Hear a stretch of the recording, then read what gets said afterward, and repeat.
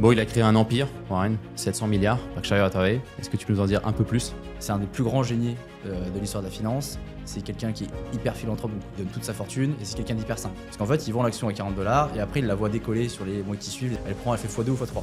Et là, il a pour retenir la leçon, c'est que si tu fais un investissement, c'est vraiment sur du long terme. Tu n'achètes pas une action pour spéculer. Et il va investir quand il est sûr que sur le long terme, ça va performer. On a vraiment la preuve vivante que la gestion active sur le long terme peut battre la gestion passive. C'est quelqu'un de très simple, qui mange au McDo quasiment tous les jours, et comme je le disais tout à l'heure, qui, pour son kiff, lit des bilans. Aujourd'hui, sur l'art de la gestion patrimoniale et financière, on va parler d'un des plus grands investisseurs de ce monde, Warren Buffett.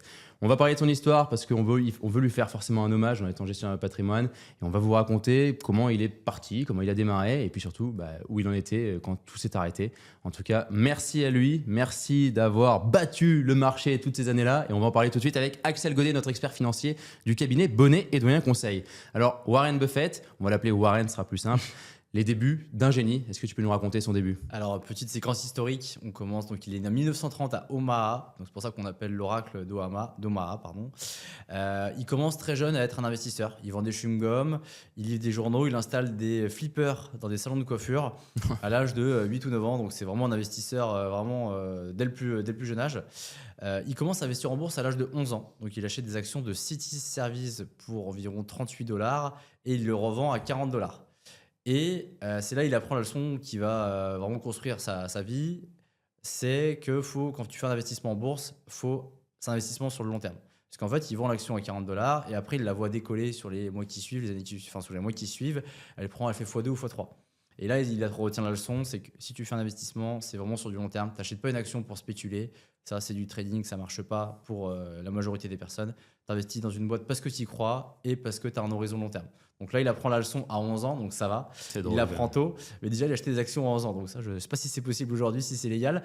Mais en tout cas, il a acheté des actions de Citi Service à 11 ans et il a commencé à investir. Un point important, c'est qu'à 15 ans, il avait 6 000 $ de côté. Donc je veux dire, 6 000 $, bon, c'est de l'argent, mais sauf que si tu prends en compte l'inflation, 6 000 $ aujourd'hui, c'est l'équivalent de 70 000 $. Quelqu'un qui a 15 ans, qui vient d'une famille modeste, qui a 70 000 $ à 15 ans aujourd'hui, t'en vois pas trop aujourd'hui. Donc ça montre vraiment que c'est un bosseur et que dès le plus jeune âge, c'est vraiment une machine. Il va faire ses études à Columbia et c'est là il rencontre son mentor Benjamin Graham que beaucoup connaissent, qui a fait beaucoup de théories économiques, notamment sur la valorisation des sociétés, etc. Et c'est là qu'il va se former vraiment à l'investissement. Ok. Au niveau de on a tous entendu parler de ça, la stratégie Buffett. Ouais. Comme quoi c'était un temple de la valeur. Est-ce que tu peux nous en dire un peu plus là-dessus? Alors lui, la stratégie, il va suivre celle de Benjamin Graham, c'est d'acheter des valeurs qui sont sous-évaluées. Ou du moins, ce qu'il va regarder, c'est pas l'effet de mode autour de la valeur, c'est qu'il va regarder les bilans. Lui, son kiff, c'est de regarder les bilans. Comme toi, tu vas en voyage, en vacances, lui, son kiff, c'est de regarder les bilans. Donc il va regarder l'étude de management, il va regarder l'avantage concurrentiel, il va regarder les bilans, il va regarder la profitabilité, et il va regarder la valorisation si elle n'est pas déconnante. Il va se projeter sur les prochaines années sur la société, et là, il va investir. Donc c'est typiquement par rapport à des autres épisodes où on peut dire l'achat excessif, les biais comportementaux. Lui, non. Il va prendre le temps d'analyser une valeur, quitte à peut-être l'acheter trop tard parfois, et il va investir quand il est sûr que sur le long terme, ça va performer. Typiquement, Apple, il l'a acheté qu'en 2016. Donc tu peux me dire, oui, il aurait dû l'acheter en 90 s'il était si bon que ça, parce qu'il aurait fait x1000 de plus. Il l'a acheté en 2016. Lui, quand il y allait, il a injecté des dizaines de milliards. Donc il n'a pas fait semblant. Et il a fait x10, je crois, depuis 2016. Donc c'est pas si mal déjà. Donc il voulait être sûr que ce soit une valeur qui marche sur le long terme. Donc il a attendu 2016, alors que Apple, depuis même 2008, 2009, il y a eu les premiers iPhones, je crois, ça avait déjà le vent en poupe. Donc il a attendu 2016. Aujourd'hui, lui, ses plus grosses valeurs, c'est des valeurs assez classiques. C'est Apple, sa plus grosse position. C'est American Express, c'est Bank of America et c'est Coca-Cola. Donc c'est des valeurs un peu classiques, c'est de la banque, c'est de la boisson. Et c'est des valeurs qu'il a vraiment, c'est des gros pourcentages. Je crois qu'Apple, ça représente quasiment plus de 20% de son conglomérat. Donc quand il fait un investissement, il ne fait pas semblant, il y va. Mais avant d'y aller, il analyse vraiment.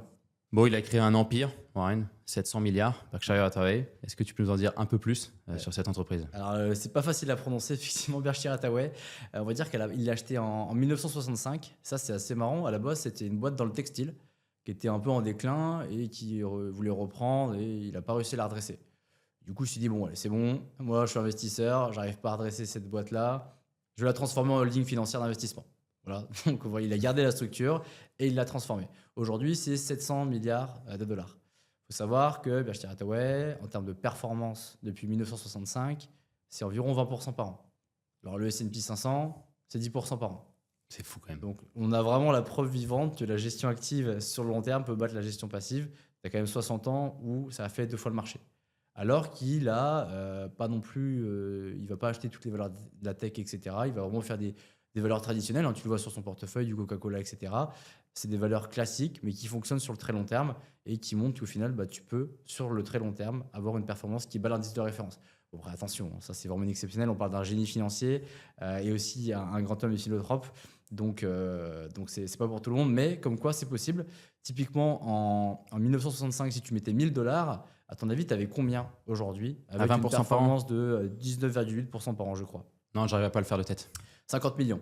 50 millions avec 1000 euros. Ah, avec 1000 $. Enfin, oui, enfin, Ah, 1000 c'est dollars, pareil, alors voilà. que. Donc tu vois, si tu juste, et peut-être qu'il y a des petits Américains ou leur grand-père, où j'ai eu de la chance, ils ont investi 1000 $ à la base, bah, c'est 50 millions. Donc après, c'est sur Est-ce 60 qu'on a des ans. histoires des premiers clients ou pas du tout? Alors, je sais pas si on en Ouais. a parce que je crois que au tout début, mais ils sont pas forcément tous en vie parce qu'en fait, il faut savoir que bah, c'était il y a 60 ans, donc ceux Ouais, qui ont c'est investi à énorme. l'époque, donc après, c'était transmis sur les portefeuilles. Mais il y a un truc qui est assez marrant, c'est que le prix de la part, là, nouvelle question, à ton avis, ça vaut combien une action Berkshire Hathaway?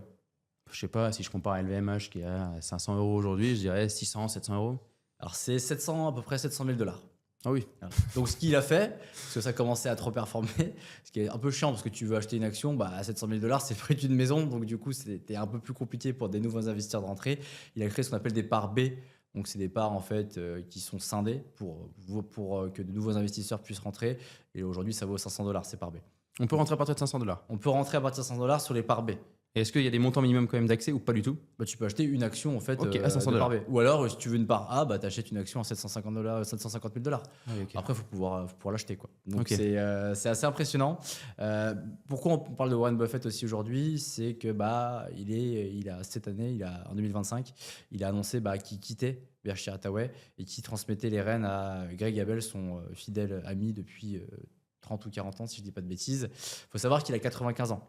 Donc, on parle quand même d'une personne qui, jusqu'à 95 ans, et encore, il a l'air d'être en bonne santé aujourd'hui, a géré un des plus gros conglomérats financiers. Tu peux te dire, bon, à partir de 70, 75 ans, bah, il va arrêter. Et 95 ans, quand même. Donc, c'est Comme quand quoi même les projets font vivre. Hein. c'est quand même incroyable. Et on en parlera après, parce que c'est quelqu'un de très simple, qui mange au McDo quasiment tous les jours. Et comme je disais tout à l'heure, qui, pour son kiff, il lit des bilans. C'est quand même fou. Donc si tu peux nous rappeler du coup son héritage aujourd'hui, parce qu'il va quitter Berkshire Hathaway, donc il laisse quoi derrière lui? Alors aujourd'hui, il a environ 130 milliards de dollars. Sachant que sur les 130 milliards de dollars qu'il a aujourd'hui, il y en a déjà une bonne partie qui a été donnée. Donc peut-être qu'à la base, il aurait eu, s'il avait rien donné, il aurait peut-être eu 200 ou 300 milliards. Donc il a 130 milliards.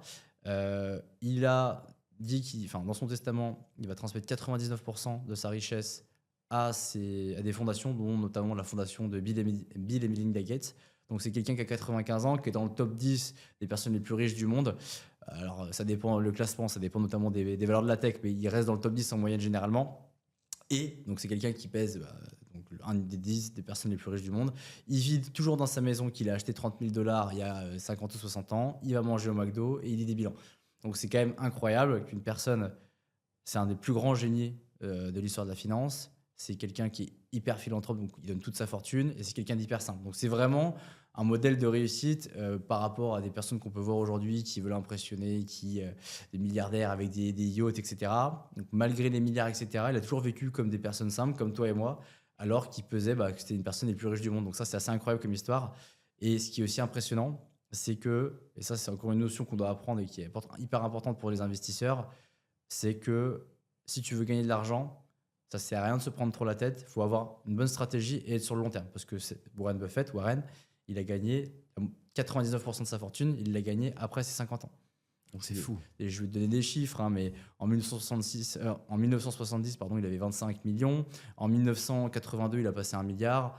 Bref, après, il s'est multiplié. Et aujourd'hui, il a 130 milliards, voire plus. Donc, comme quoi, l'investissement sur le long terme, ça paye. Alors attention, vous n'allez pas tous gagner 130 milliards, ceux qui nous écoutent. On ne dit pas ça. Mais la notion que vous devez retenir, c'est que l'investissement en bourse, il ne faut pas investir parce que c'est la mode, parce que vous avez entendu que telle valeur de la tech, ça allait bien et tout mettre dessus. Il faut investir sur des choses simples. Donc, des indices, c'est très bien. Des ETF ou etc. ou des fonds, des indices sur le long terme, sur l'argent que vous n'avez pas besoin. Vous ne regardez pas votre portefeuille et logiquement, dans 30-40 ans, ça devrait bien se passer. Oui, c'est long. Mais aujourd'hui, le problème, c'est que on est habitué à avoir des performances exceptionnelles en peu de temps. avec les cryptos qui s'est passé, avec les valeurs de la tech qu'on fait x10, x20, x100 en l'espace de 2-3 ans. Donc aujourd'hui, si on dit à quelqu'un, tu fais 8% par an, ça l'ennuie. Il dit, je veux 8%, j'ai la flemme d'attendre parce que du coup, j'aurai peut-être 1 million dans 20 ou 30 ans ou dans 40 ans. Sauf que en fait, le meilleur moyen d'y arriver, c'est pas de formule magique, il faut du temps, il faut une méthode de versement mensuel, du DCA, etc. Tu seras pas riche à moins d'avoir de la chance du jour au lendemain en mettant un gros pari, parce que si tu fais ça, tu peux tout perdre aussi. Donc ça, Warren Buffett, c'est vraiment une leçon au final pour les investisseurs qui fait que tu as l'horizon long terme, tu investis sur des boîtes dans lesquelles tu crois, tu étudies la société, tu n'investis pas parce que c'est la mode. Et normalement, ça se passe bien. Ouais, c'est ce que font normalement les gérants d'actifs. Est-ce que tu peux quand même nous rappeler pour voir à quel point c'est une exception, Warren Buffett, l'étude Spiva sur les gérants d'actifs par rapport aux ETF?